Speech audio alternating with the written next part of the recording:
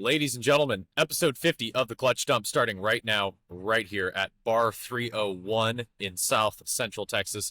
When we started this podcast, we did it in a coffee bar, and we said at one point it would be an alcoholic bar when Ben turned 21. And alas, last month we passed that milestone. He is no longer a child. He has to pay taxes. He still lives at home, but it's okay. We'll give him a pass. It's fine. It's fine. Close We have a podcast, so we're adults, right? Yes. Guys, we have a lot to talk about, and it's going to be a short episode. It's going to be one of our I say shorter. We're trying to keep them under an hour because you, the viewer, and the algorithm seems to like it.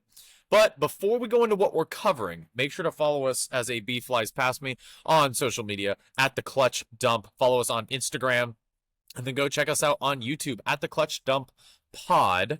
Make sure to add that pod. There's other Clutch Dump associations that pop up on YouTube, but you're not looking for them.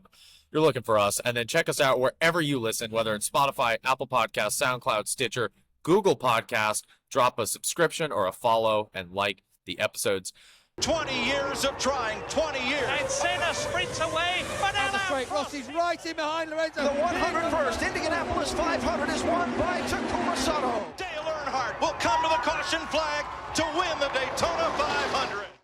Ben, we got NASCAR, we got Formula One. We didn't even add IndyCar, but there's that. I threw IndyCar in. Oh, you did? Okay. There's MotoGP, and then we are also going to cover the RADWOOD Automotive Festival, if you want to call it, that we both went to at Circuit of the Americas, both as an entrant and as a spectator. So we're going to be talking about that. But Ben, before we get into it, what was your favorite part of this weekend? Well, I'm going to exclude RADWOOD because we're going to get to that one. But as far as racing, the MotoGP race was really good, as they usually are. The return of Danny Pedrosa. Danny Pedrosa is back. Most people who follow MotoGP now probably don't even know who that is. But we're old. Which is kind of sad, but we're old men, so we do. Danny Pedrosa was back. Marc Marquez still isn't back.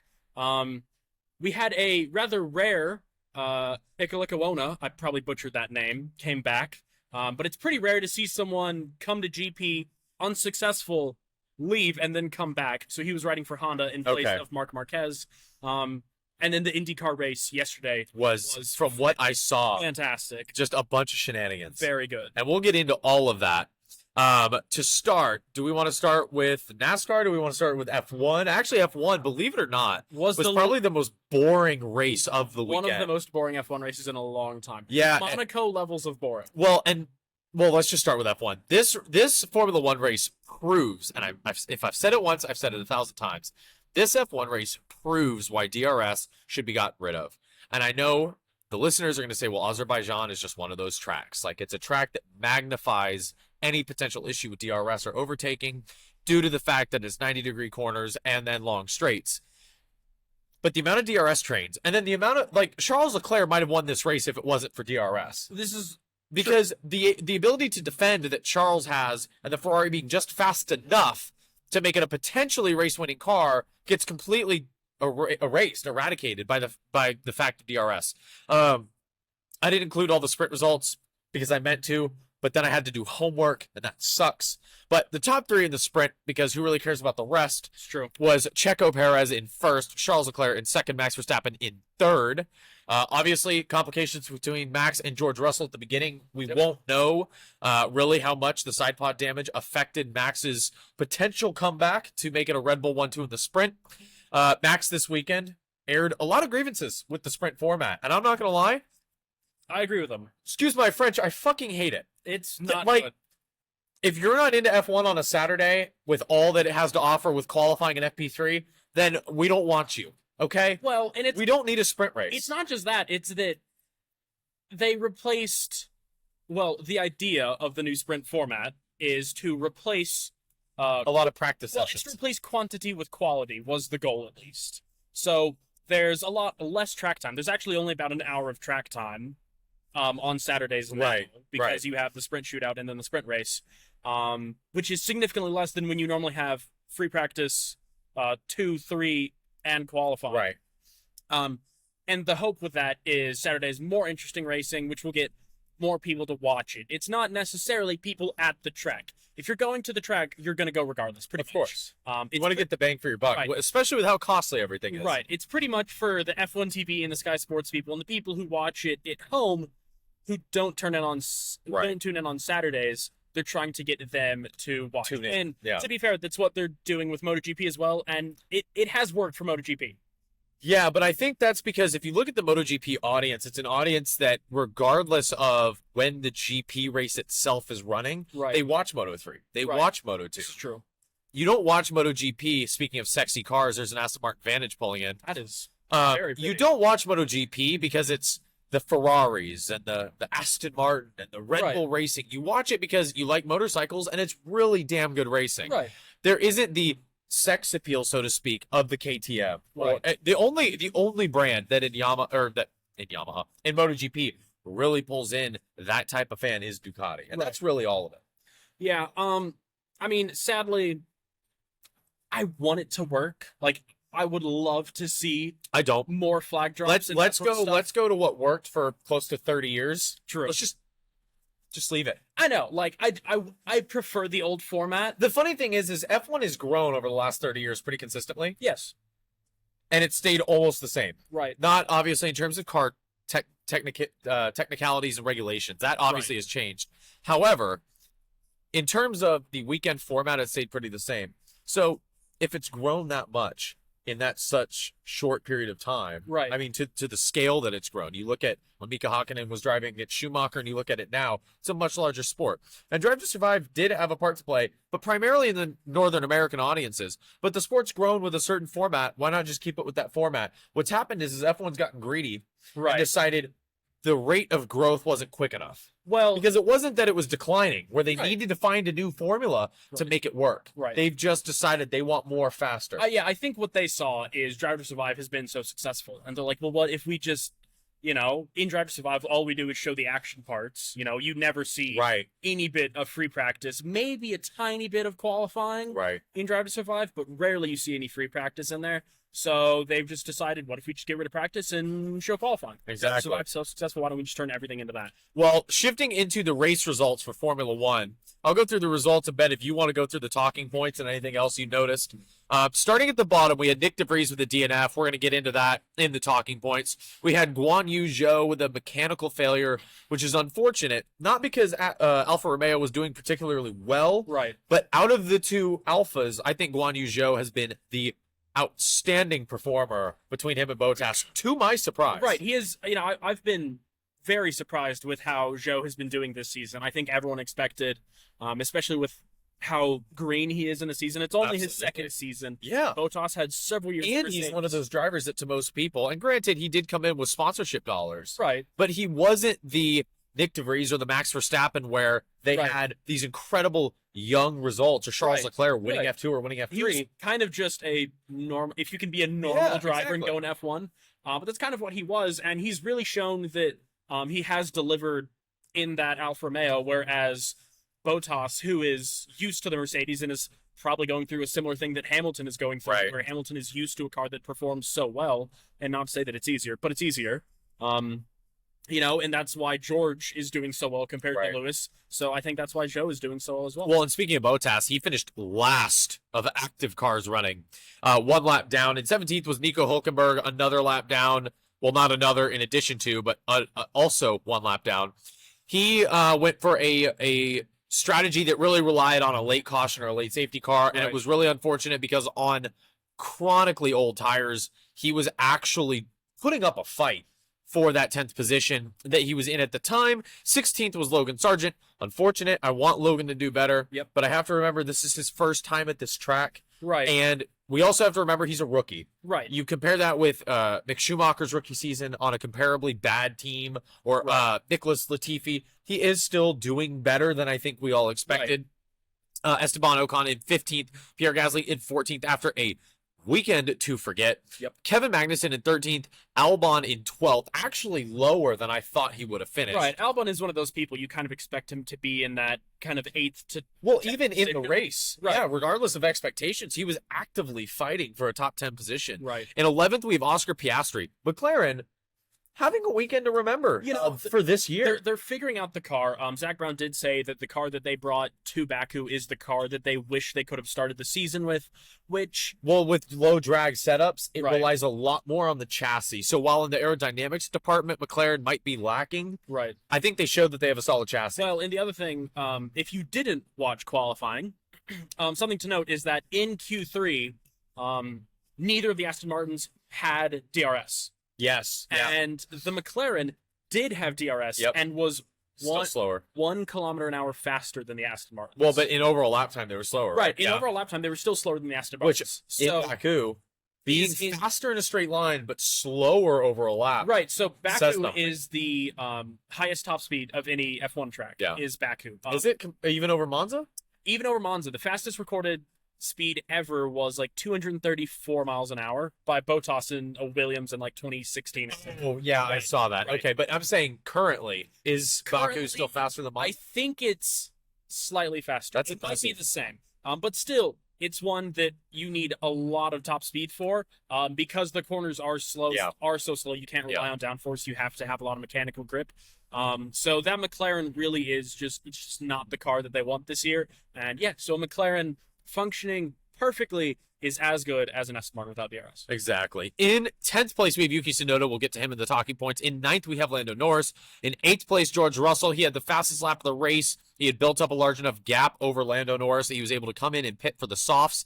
And he took fastest lap from Fernando, and I'm really not okay with it. Yeah.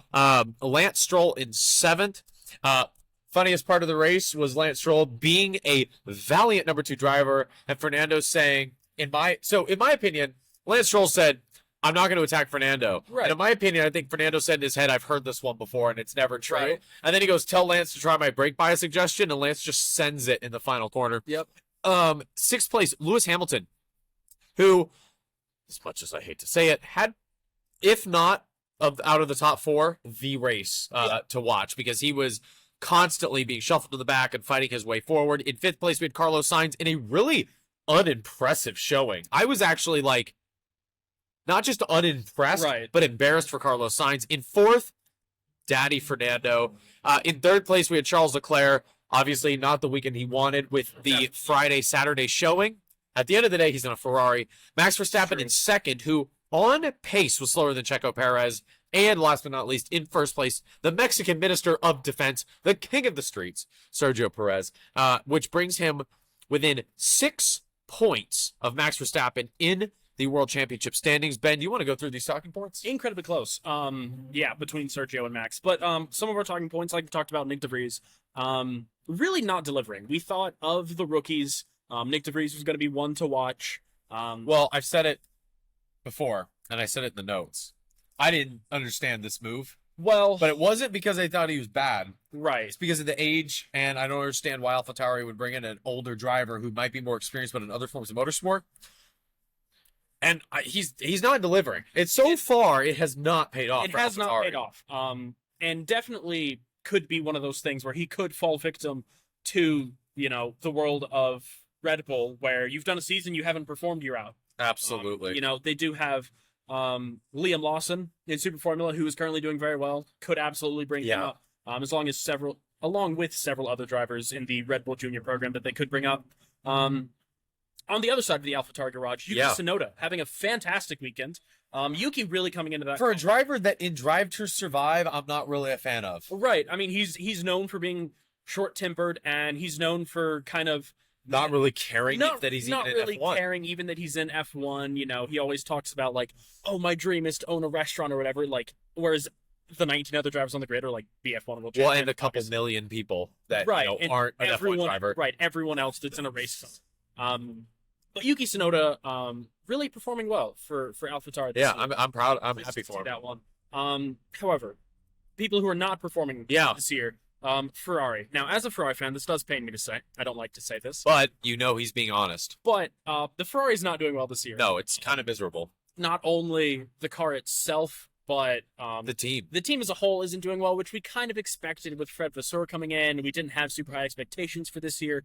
We knew Speak for yourself. I think everybody else did. but everyone else is stupid. And we didn't. Here's the And thing. if you listen to the Clutch Dump more often and share it with your friends, You won't they be. won't be as stupid. But Fred Vasseur, just replacing Bonotto wasn't going to fix everything. The car wasn't suddenly going to be very fast, Well, I mean, it was very fast, though. Now it's not very fast. Right, also that. But the problem isn't just Bonotto. It wasn't just Bonotto.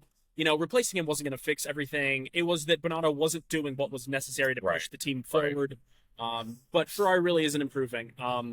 So, and the current theory for this weekend is Leclerc just likes Baku. He's just good here. He's always done well. Right. It's his third pole position on that track in a row. And I think that's evidenced by Sainz. Sainz in the same car without having a knack for the Azerbaijani streets. Right. Really barely holding on to a 5th place. If Lewis and Stroll didn't have some early incidents, they would have absolutely been ahead of Stroll, and he would have had a 7th place finish. Right. Which in the Ferrari is not impressive. Right. And then finally, Aston Martin still being the second best car on the grid. Which I obviously added this note in, but I think it's important to note because I was mentioning to my wife Shelby as we were watching it, the Astons didn't seem initially quite as competitive, and in the sprint, fighting for 6th, I was like, that's not the kind of high that we've been riding on for the first 3 races. However, we have to remember Ferrari brought, I think, close to 6 or 7 upgrades. Right. A lot of teams brought over 4 upgrades. Right. Aston Martin brought 1, and it was a slightly different rear wing. Yep. So I think it's encouraging that Aston Martin had this type of advantage this early in the season, and obviously it was a surprise seeing them as competitive. But even with these other manufacturers making modifications and upgrades, Aston is where they were without those upgrades.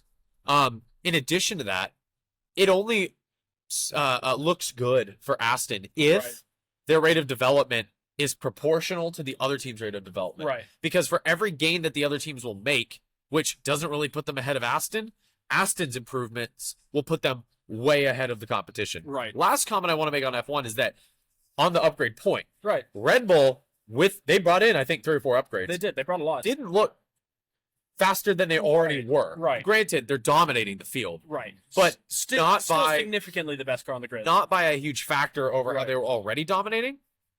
I wonder if, it's a bold claim. It's not a claim, it's a question. Right. I wonder if by the end of the season, if Aston Martin's upgrade packages aren't making as much of an improvement as the rest of the fields, and Aston's being second best, I wonder if by the very end of the season, or even on a track where maybe Sergio and Max struggle and Fernando excels, we may not have to rely on bad luck for Red Bull to have somebody else win. Right, yeah, so maybe it's just one of those things of the Red Bull is already so good that they don't have that many upgrades they can bring. Right. Whereas their potential's higher, closer to being the upgrades that they bring probably do significantly less than the rest. Moving on from F1 into MotoGP. It was a fantastic weekend.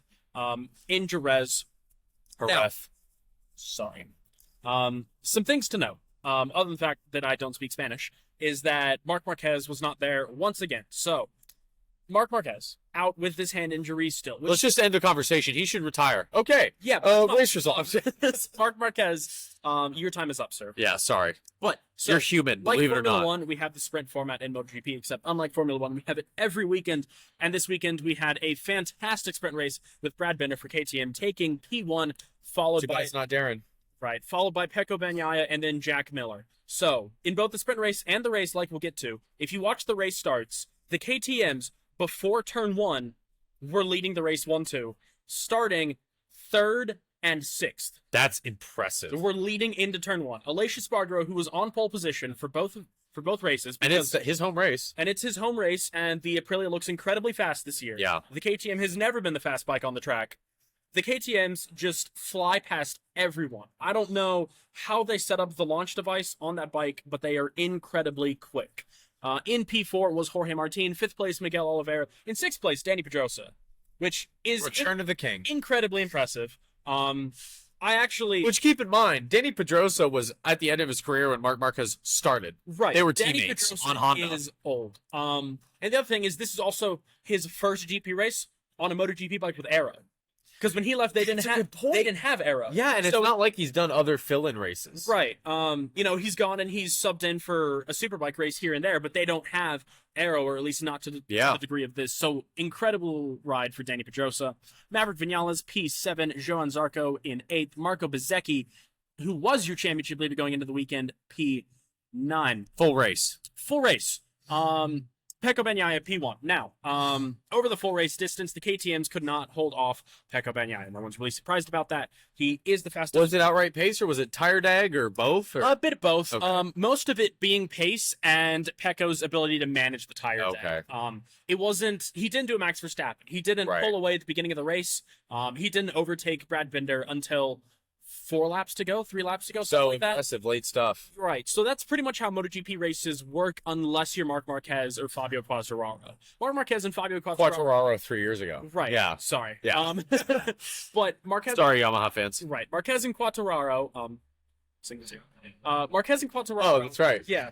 They both had the ability to get out front on lap 1 and then just build a bigger gap. Yeah. Whereas pretty much everyone else will get up to 2nd or 3rd place and then sit there, save some tire, and then 3 or 4 laps to the end, kind of attack then, and that's what Pecco did. So Pecco, P1, outstanding weekend for him. Brad Binder in 2nd place, and Jack Miller in 3rd. A double podium weekend for KTM. Yeah. Standing points for them. They look incredibly strong, and that has pushed Brad Binder to 3rd in the championship standings, and Jack Miller into 4th. Wow. Considering this is only his 4th race on the KTM. Yeah. So impressive stuff. That's for both impressive. KTM is looking fast. Jorge Martin in 4th, your pole position sitter. Alicia Spargo in 5th. Luca Marini 6th. Danny Pedrosa in 7th. Outstanding job from Danny Pedrosa. Alex Marquez in P8. Taka Nakagami in P9. Really an impressive ride for him. Mainly that's because a lot of other people DNF'd. Fabio Quartararo in 10th. Yamaha not having a great weekend once again. Just behind him in 11th was Franco Morbidelli. But Morbidelli's much closer right, Quartararo, which either shows that Fabio doesn't like the bike or that Franco's getting comfortable. Yeah. Right. So like we said, Franco Morbidelli in 11th. Fabio Di Gianantonio in 12th. Augusto Fernandez, your rookie, in 13th. Iker Lecuona in 14th, standing in on the Honda. Jonas Folger in P15th. He's still standing in for Pol Espargaro, who is still out injured. I would not be surprised if we don't see him until about halfway through the season. A lot of DNFs in your main race. Maverick Vinales, Johan Zarco, Marco Bezzecchi, who is no longer your championship leader. He is in P2. Alex Renz, who sadly DNF'd after a fantastic weekend in Coda. Joan Mir and Miguel Oliveira. Now, talking points. I did have, should Marc Marquez retire? Yes. That's pretty much it. And then the other big news is the Honda Kalex chassis. Now, if you're not super nerdy into MotoGP, this means nothing to you. But basically what this is Honda is, this is a cry for help, basically. So Honda is known for only developing their own parts. They never outsource, never anything. They develop everything. And Honda has worked with Kalex, who builds all of the Moto2 chassis, to build a chassis and a swing arm for their GP bike. And it was seen for the first time today, actually testing. Yesterday. Or today, Monday? It was Sunday? It was today. Oh, okay. So it was seen for the first time today, testing. And sorry, that's the NASCAR in me being like, wait, which day is it? Right. So it was seen for the first time today, May 1st, testing, and hopefully they see some improvements from that. Hopefully the Honda can do well. But I mean, this is for MotoGP, this is big news. I mean, this is the equivalent of Mercedes now, like, asking someone else to build their F1 car, to build the chassis for the car, being like, or their aero package is really what it would be like. Is Mercedes being like, we can't do these rules. We can't function this way. Right, we can't do this. Someone else do it. So hopefully they see some improvements from that. Moving into NASCAR. So today was actually a NASCAR race, and you're going to say, wait, guys, this airs on a Monday evening, I'm guessing, or Tuesday morning. Tuesday morning. Wasn't it supposed to be Sunday? Well, yes, but rain postponed the race until Monday. So Ryan Truex, the brother of Martin Truex Jr., won his first race yesterday in the Xfinity Series. And spoiler alert, there was a Truex sweep this weekend. So there was 4 cautions during the entire race. Going back to what Ben and I talked about the last time we talked about NASCAR at Bristol, NASCAR is better with less cautions. This race was spectacular. So in stage 3, because I watched from stage 3 onwards, because I didn't know what time it was on today, Martin Truex and Ross Chastain were battling basically all of stage 3. Unfortunately for Chastain, the pit stops in stage 3 that would take them to the end of the race actually gained Truex the lead. Chastain lost not only first place, but another 2 positions, dropping him down to 4th. And we got more Ross Chastain drama. Earlier in the race, Ross Chastain spun the number 15 car, which took out Kyle Larson. And I forget off the top of my head the driver of the number 15 car, but he basically said Ross Chastain just needs to get his ass whooped. And that's the only thing that'll teach him a lesson. Joe Gibbs Racing dominated today. Although they didn't win for significant portions of the race, they had 4 cars in the top 6, which is crazy. If you told me that Toyota had 4 cars in the top 6, that would be impressive. But Toyota's from the same team is even more so impressive. Very impressive. The only thing that really kind of disrupted this dominance was the fact that there was a refueling mistake on the number 54 car, Ty Gibbs. They refueled in the appropriate window, but they didn't keep the fuel attached long enough. So he was 7 laps short on fuel when all they had to do was hold him longer. Right. And they told him to try to fuel save. They literally were like, do not apply the brake. Right. Coast in, coast out. Don't worry about it. We have Larson when he was 38 laps down due to the contact from the 15 car. When Ross Chastain was trying to chase Martin Truex Jr. for the victory, we had Gibbs in another JGR Toyota car, and we had Kyle Larson, both hardcore blocking Ross Chastain. Like in F1, they would have gotten penalties. They were up and down blocking Chastain, and it made me so happy because Chastain's bad under the helmet, trying to go for the race win, and these people that he screwed earlier are like, excuse me, no. Kyle Larson's like, I'm 38 laps down, but I will make sure you don't get past me. So that was great. Unfortunately, we had a Logano wreck with 13 laps left. He was several laps down. Weird accident. There was fire coming up through the heat extractor vents in the hood. There was fire coming out from under the side pipes, and there was fire coming out from the wheel wells. Weird. But it didn't catch on fire. It was like explosions with flame. Weird. But they weren't sparks. Like, they were very different. So the commentators, Rusty Wallace was guest commentating this weekend. It was cool to hear him. They were like, who freaking knows what was going on? No idea what that is. So, yeah. Chastain lost 2 positions, as I mentioned, but he lost them to Blaney and Christopher Bell. Christopher Bell being a race winner so far this season, and Ryan Blaney being a very fast driver, nearly had the win at Talladega in a perfectly equipped Penske Ford Mustang. The race really came down to Truex, Blaney, and Chastain, but Martin Truex pulled out the victory. He won. So the Truex family swept Dover. It's his 4th win at Dover. Fun fact, 3 of those 4 came from postponed races from Sunday to Monday. So if Dover gets canceled from Sunday and rescheduled to a Monday and Martin Truex is in the field, you better bet on him being the man to bring home the win. That is a weird statistic. Right? That's one of the more weird, not like, hey, every racer in there after their 100th podium gets a win. Right, or like Sergio Perez, who's only won on street circuits. But it's very strange. This weird scenario that rarely happens. Yeah. So, Ben, moving into Spa-Francorchamps for the WEC race. Someone who can actually WEC race. A racetrack. Yeah, believe it or not, we had a lot going on, including scary crashes and special liveries. Some very scary crashes and some very special liveries indeed. I'm going to run through your race results real quick. Just for GTP. We don't really give a shit. Through Hypercar because that's a time crunch. That's what we care about. So, winning your race was the number 7 Toyota. Followed by the number 8 Toyota. Really? Yeah, so the Toyotas are still fast. Believe it or not. But still, second fastest, the number 51 Ferrari coming in 3rd. But 4th is a surprise. Number 5 Porsche. That is the Penske Porsche. And we do have to clarify that now. We'll get to that in a second. The number 5 Porsche, looking incredibly competitive all weekend, actually was running in 3rd until a last lap pass by the number 51 Ferrari. I didn't even know that. Incredibly that good makes racing. Me really upset. All 4 of those cars were on the lead lap, so it was actually really good racing. Who was driving the number 5? I don't know. Oh, that's right. Chamonix's an IMSA driver. If it was Chamonix, that pass wouldn't happen. And then the number 2 Cadillac coming in 5th. And the number 38 Porsche coming in 6th. If you're sitting there and you're like, 38? Whoa, wait, what? So, first of all, that means you don't follow us on Instagram. We posted it on our stories. This is also true. The Hertz Jota Porsche. The Hertz Jota Porsche, which is a livery that we did talk about. That gorgeous. And not just the livery, it's the first Porsche private. Right, it is customer team. It's the first to run the 963. To run the 963. They did well. They did well. There is another customer team that I don't know if they're It's JDC Miller Motorsports. Okay. So we had mentioned it on the last podcast. Right. And they unveiled their livery, which is all yellow. As a driver of yellow Porsche, that's about where the similarities stop. Calm down. That's about where they stop. They'll be racing, I believe, at Le Mans. I hope they're racing. I hope they are, because Porsche will have increased odds of winning. Yes. And then actually a Peugeot finishing in the top half. is surprising and also upsetting. Right. Because two things. Number one, we don't expect a lot out of the Peugeots, but also we kind of expect a lot out of the Peugeots because along with Toyota, And also, Van Wall has been looking pretty comparable to Peugeot. right. So I think this really was just other teams having reliability issues and accidents. Well, the Van Wall had an accident, right? Van Wall had an accident along with two other cars that we'll get to in a second. So well done to the 93. 708 Glickenhaus.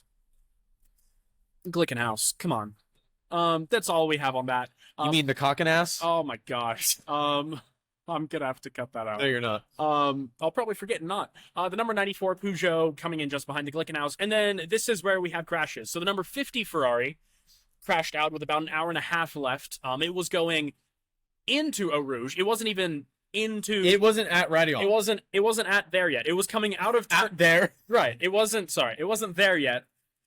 They were coming out of turn 1. Yeah. Actually, I think they were coming out of the pit lane on cold tires. Oh, I saw this one. Right, they were coming out of the pit lane. Yeah. That's right. They were on cold tires because you're not allowed to have tire blankets in the WEC Which is the new rule for this year. Which, if again you listen, you would have known. You would have known that. Also, largest hypercar field ever. So far. I forgot to mention Yes. that. The largest one so far. Yeah. So incredibly good to see that. Except, For the ones that crashed. except for the ones that crashed. Yeah. But the number 50 Ferrari, cold tires, not too Radeon yet. Car steps out, they correct, overcorrect, and goes into the wall on the left side. Yep. Pretty nasty crash. The number 4 Van Wall, which was the only Van Wall that we're having in WEC, had an accident with an AF Corsa Ferrari GC car. yeah. So terrible accident for them. The number 6 Porsche actually had reliability issues. It stalled on the pit straight. It was very weird. It looked I'm like, just determined it looked like that it it's was staged solely up. because my grandfather said Porsches don't Don't break break. at Daytona. That's what it was. He jinxed it Because the whole listen, season. no Porsche 963s had broken down prior to my grandfather saying that, and then after it, a whole host of mechanical problems. So the number 6 Porsche, it's actually a very weird incident. He's stopped on the front, like in one of the grid boxes. It's very weird. Like he's just stopped on the straight. No that lights. was a restart. Yeah, like it was a very weird accident. But not a very weird accident. A very scary accident is the number 3 Cadillac. Oh yeah. So this is the yellow and black car, the Driven gold, by the gold Ringer Van de Zande Yeah, very nasty accident. at Radion. At Radeon. The type of accident you never want to see. Right. You don't want anybody, even if it's Mercedes and you're me, you never want to see an accident going into Radion Going because those are the accidents where you don't know if the guy's getting out of the car. Right, because if you've ever watched a race at Spa, which if you haven't, why not? Yeah, you get know, over yourself. You know that these Wings and Slicks cars are going flat through Eau Rouge, and it is terrifying. And the number 3 car had a very nasty spin, going nose first into the tire wall on the left side. Thankfully, driver is okay. Car is very much so not okay. I would not be Access totaled. I would There's be no surprised if shot. they have to throw me The that only check. thing that's left is the carbon fiber monocoque, and you can't build a car with just that. Right. Thankfully, driver is okay, but sadly, they did not finish there. Now, the only other bit of controversy that we had from the Six Indy, not on my. I don't know. What's your deal? Huh. Huh? Anyway, we'll touch on Indy a little bit, but before we Or get we to can that, skip it. some controversy. The number 7 Toyota, with about 20 minutes left, was in second place. The number 8 was coming out of the pits, and then what are you doing? I'm gesturing. I saw that. I'm working on it. We said it's going to be under an hour. That never is. We'll just skip through Redwood. Yeah. So the number 7 was leaving the pits. The number 8 was just behind. The number 8 passes the number 7 at the top of Eau Rouge, goes Right. completely off the track. Yeah. They were given a 5-second time penalty, but they finished 16 seconds ahead. So that is that. Nick Patty, we had 2 liveries launched. The Porsche Le Mans livery. It's actually grown on. Yes, no. So yes. Yes. Here's why. The livery looks dog shit. Right. But when Porsche explained, Right. When they in their explain infinite it, wisdom, and you look at it, and you're and like, I was like, oh, it's the colors of all their legendary cars. I Yeah. was like, wow, I feel connected to that. It's pretty cool. Why? I don't know, but I feel connected to that. It's a cool livery. It Yeah. did take me a second because it's not the actual livery design. It's just the colors Yeah. from those Right. liveries. Which that would have been cool if in each one of those If in each sections it one was they did that, one. like just martini stripes or the pink that would be cool. pork cuts. But there we picture that here. And then we had the Peugeot Le Mans livery debuted, which looks super sick. So they've been running this gray and lime green right. livery for the whole time. And We've now it seen looks the like kind of NXT, like a synth. and now it's like a digital weird digital looking neon. white, blue, and green. It's thing, honestly which pretty looks sick. super sick. That'll be probably in the video. Mwah. Yes, here. And the next WC race we have is Le Mans in 40 days' time. God, I need to start saving money instead of repairing my Porsche to give Ben for merchandise. And IndyCar, I'll run through real quick. We had Indy at Barber. Fantastic And race. Romain Grosjean didn't win, so it doesn't matter. Didn't win, so it doesn't matter. He was leading until... Still chasing his first. Still chasing his first win, was on pole position. Romain, if you're listening to this, first of all, make sure to subscribe, but also... Come on, man. Please get a win for us F1 fans. Yeah, it was super good. It just came down to he used all of his push to pass too soon. You're only given... it depends on the race distance. Which, if you're listening and you say, what's push to pass? I'm not going to explain it to you. Watch a damn IndyCar race and figure it out because it's much better than DRS or anything F1's incorporated. So much better. We're going to move on to that. Perfect. Because, frankly, that's what you and I are excited to talk Are we? about. I'm only, wearing the hat. What? That was pretty smooth. So we went to Radwood this past weekend. Yeah. Which, for those of you that don't know, is the greatest car show in Texas, I think. Yeah, like there may be an underground one that I'm not privy to, but like, if I'm not invited, I don't know about it. So like, I'm sure there are better ones. I'm sure but there's like a Pagani Owners Club meet where it's for Utopia. But as far as being $15 to go to, and you get to walk around all day. Open entry. Right. Like assuming it meets the year requirements, right. but it's open entry. Which we're going to get to. It was super cool. And it's awesome. We went to Radwood last year, but we didn't have a podcast at that time. But we do No. now. Yeah. So now we can... And I didn't have a car to enter at the time because it was in the workshop. This is true, because you have... This is my Porsche, first so time it's going great. as an entrant. Yes. Yeah. But there were some pretty cool cars there. I'll put up some pictures that I took here. I didn't take a lot. I took some. I'll have Nick send me some.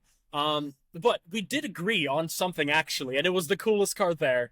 It's one of those things that it doesn't matter if you like the racing series that it was designed for. Like, there's some homologated cars like the 924 Carrera GT. Right. Or other homologated cars where it's like, if you're not it's into a it, you're little not weird. I don't understand. I don't like it. But this car that we got to see there, one, is one of 15 or 20. Ben said 15, Radwood said 20, but they could be wrong. Right. It's one of those cars that you will only have heard about if you really like cars. Right. And not just cars, but racing.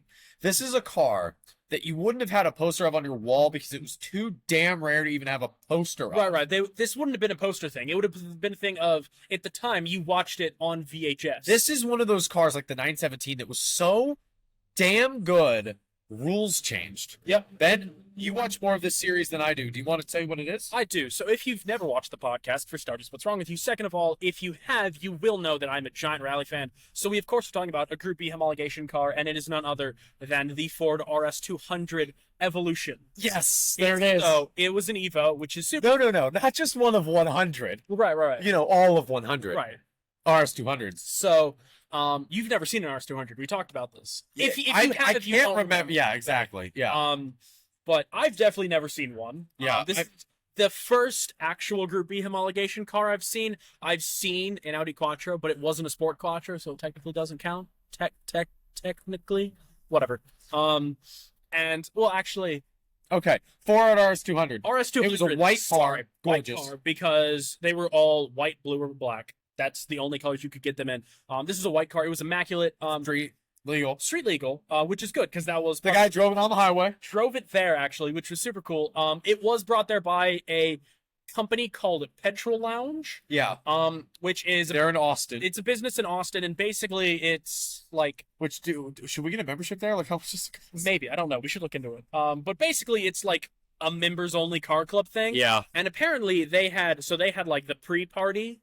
They had the pregame event the night before. Yeah, there. And apparently it was super sick because the RS200 was there, and then they brought out a Selena 7 and both of the F40s. By the way, there were two F40s at Radwood. Yeah, not one, but two. Ghosts. Right. Kind of disappointed though. They were both red. That's a really picky thing to say about seeing two F40s. Seeing a non-red F40 though is more rare than I think. Seeing a red F40 like just any time. Right.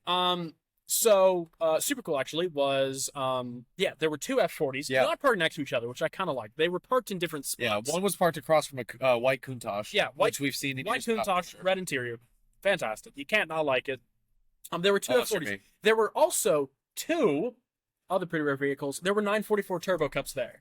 Yeah, well, obviously this is the obligatory. We, I guess, have to mention it because we have them or something. But yeah, my brother and I took our Turbo Cups out to the track. And if you follow me on Instagram, _Garfang_ or Kanaska Cup on Instagram, you will have seen them. I don't really use it that often, but you should.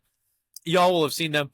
They've been on our Instagram. We did the Coda Track Weekend, which at the time of recording this, we are 5 days away from my last Porsche Club DE in that car until the car becomes mine. Completely. Are you doing a DE next weekend? Yeah. Really? Yeah. I told you about this. Oh. You should come, I please. should pay attention. When is it? This weekend. Both days? Yeah. Oh. You okay. should come. I want to do that. We also have dinner reservations at a store that literally, if you go by there without reservations, it's a 3-hour wait.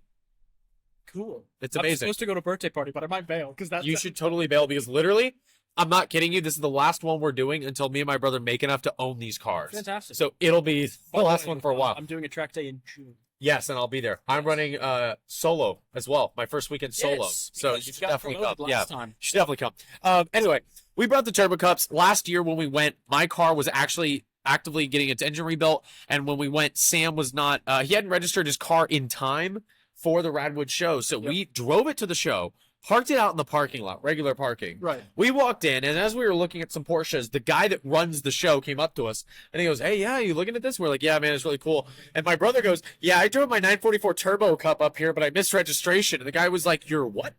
And Sam like, "No, my Bill Adam 88." Plucked it out of the Yeah. parking lot. And the guy goes, "Okay, pull it around here." And so like people were walking around. The show had already started, Right. past 10:30, thousands of people in there, and the guy waved Sam in and brought in the Turbo Cup. So last year didn't go how we planned or how Right. Radwood planned, but we were able to bring his car in. So we had both cars in there. We had the little sheet in there. We met a guy named Alex from Broad Arrow Auctions Okay. or Broad Arrow Group. Mhm. They're an auction company. And Ray Schaffer, who you might follow on Instagram. Oh, Broad Arrow. Yeah. Okay. Yeah. They're like a Bonhams, Yeah. essentially. He used to work with Brumos. He races a Turbo Cup. Damn. So this Alex guy knows Colin Dougherty, who owned the Toshiba car, Mhm. who owns the race team that Ray Schaefer races with. Mhm. He knew all of them. So he Sure. saw these cars. He gave us a personal thank you. He gave us these hats for free. So Alex, if you're listening, thank you so much. What a nice super chap. great host, and they obviously co-host this show Right. with Radwood themselves. So yeah, we brought the Turbo Cups out there, and I told Ben we don't go out there wanting the trophy. We go out there because we want to spread awareness about what these cars are, especially heard of. which we didn't say. Radwood, in case you don't know, was 1980 to 1999 year model cars or trucks. Does not matter. So of all the shows to bring these cars And to, motorcycles. and motorcycles, of all the shows to bring these cars out to, this is the one. It's the most- It doesn't qualify for air cooled. It doesn't qualify for 911. It's not the most expensive Porsche factory race car out there. Yep. It's also not the rarest. So this is the show Right. that really people appreciate these cars at. So anyway, we brought them out. Great hosts, great show, great weather. But Ben and I each commented our favorite car, both, or not favorite, coolest. Coolest The car. coolest car there was the Ford RS200. Fine. Our favorite car, though, Ben, what was your favorite there? So I have a toss up between two cars. Yeah. So there was a bagged turbo Fox body. Coupe. Yes. It was. It was parked across from our It was cars. a notchback. It wasn't a hatch, which is the one to get. Mainly because they're lighter, also because they look better. But the thing that I really liked actually was the car was built super well. They had a build sheet inside. I looked through it, immaculate interior. And if you don't remember, Ben builds cars for a living. Hi, I build cars. So I'm kind of annoying to go to car shows with because everyone will be like, "That's super cool," and But I'll- not for that reason. right. But I'll go to car shows and I'll look at a car and Yeah. everyone will be like, "That's super cool," and I'll be like, "The paint's crap. The window trim is misaligned," and And I'm sitting there, I'm like, but it's a Porsche. things that no one cares about. But this Fox body, one of the cleanest Fox bodies ever.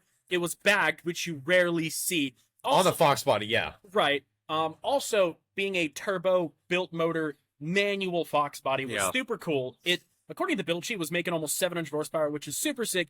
You rarely see the stance and performance build combined. Right. So it was on bags. This but- doesn't make sense. Right. Yeah. It doesn't make sense. Yeah, So right. it's a super weird build to see, so I like that. There was also a 968 on fixed wheels, which was So hot. so Which it was funny because this sounds arrogant, but I saw the sheet and he was like one of a couple thousand sent to North America, whatever. It was like my brother in Christ. This of 298 ever or 198 ever made. Period. Right. But no, the 968 was a super cool car. He basically built it to look like a turbo RS. right.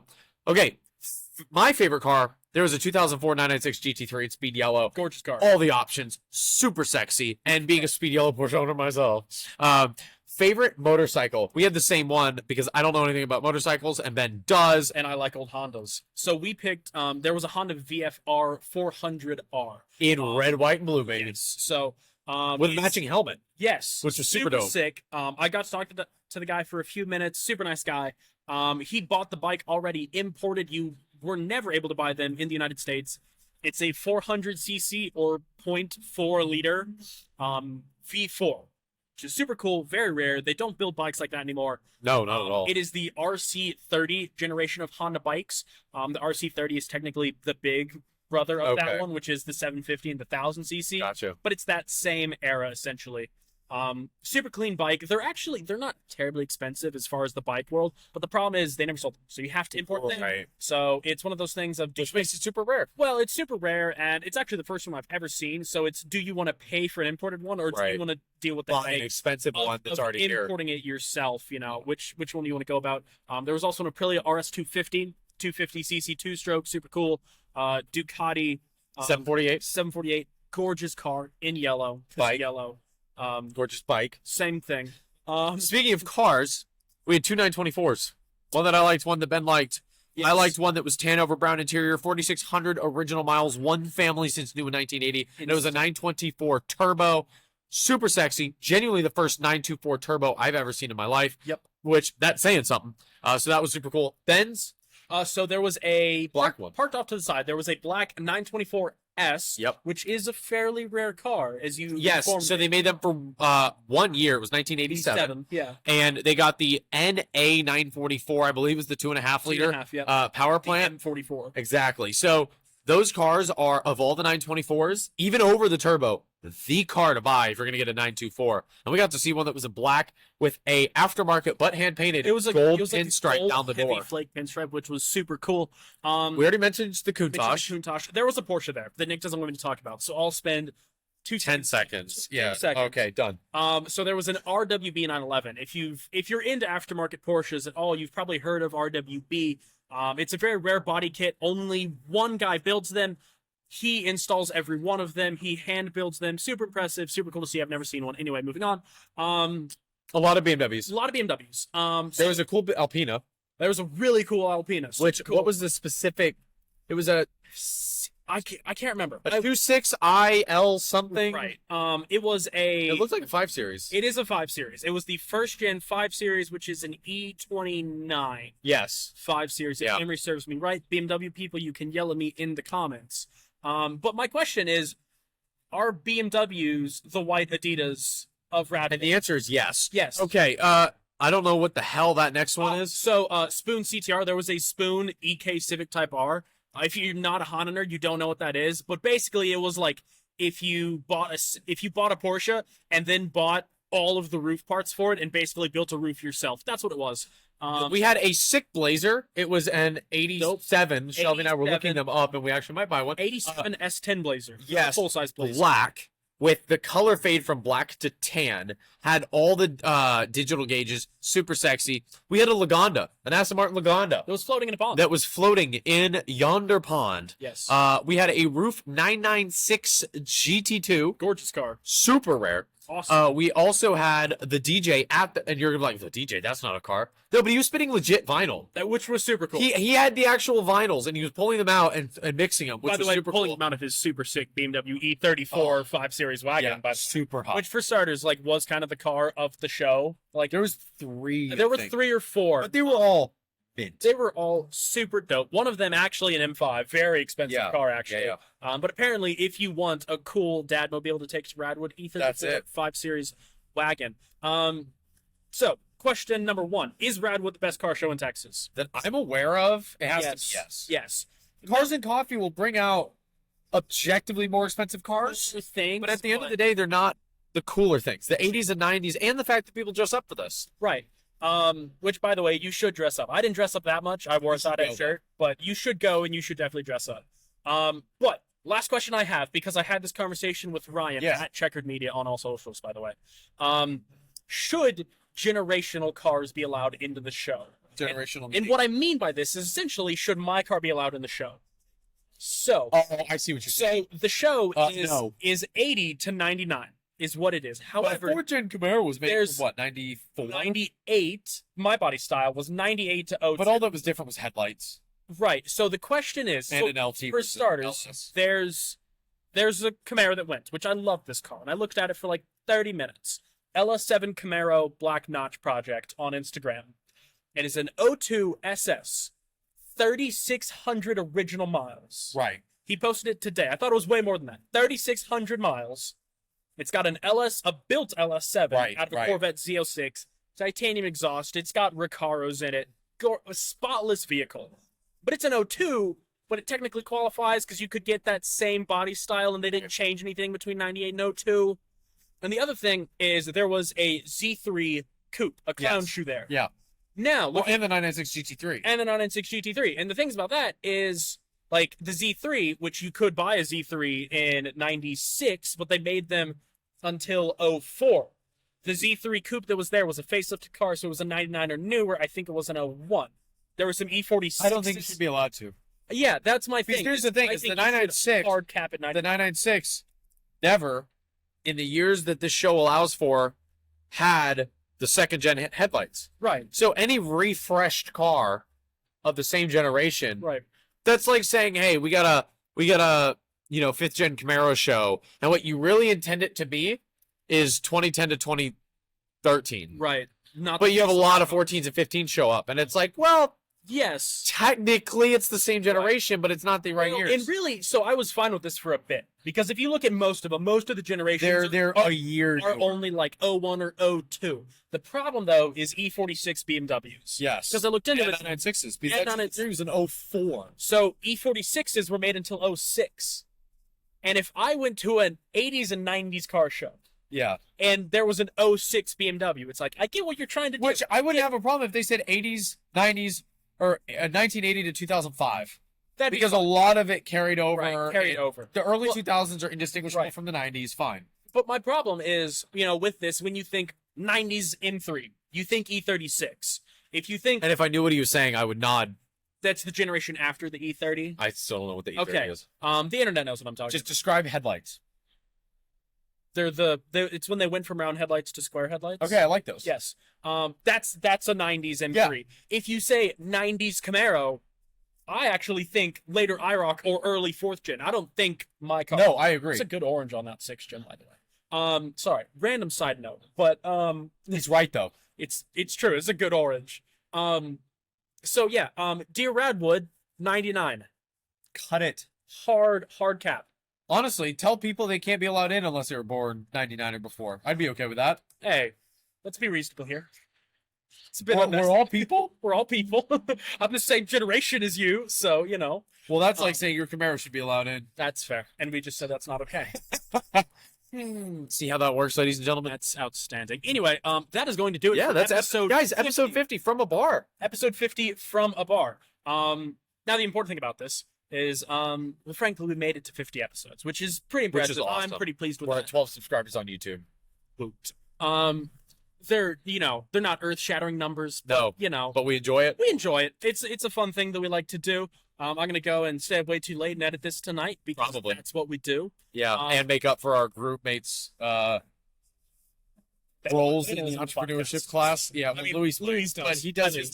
So, Luis, what's up? Louise, hi. But yeah, so I'm gonna go home and edit this, and this should be up tomorrow, the 2nd. You don't need to tell them that. They're gonna hear it when it's up. Well, it's for when I upload it on the 3rd. They can yell at me in the comments. Okay. Yeah. But that's gonna do it for episode 50. Thank you so much for listening. Thank you so much for watching. As Nick said at the top of the show, make sure you go like and subscribe everywhere. Whether you're listening to this on audio platforms, Spotify, Stitcher, SoundCloud, Apple, Google Podcasts, make sure you hit the follow button, leave a rating and a review. If you're on YouTube, thank you. Welcome for being here. What's this up? takes way too long to edit because of you.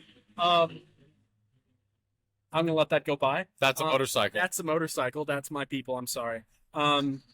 If you're on YouTube, make sure to subscribe, make sure to like and share the video, hit the bell so that you know when every episode comes out. Yep. Thank you so much. This has been episode 50 from Bar 301. We'll see you next time. But.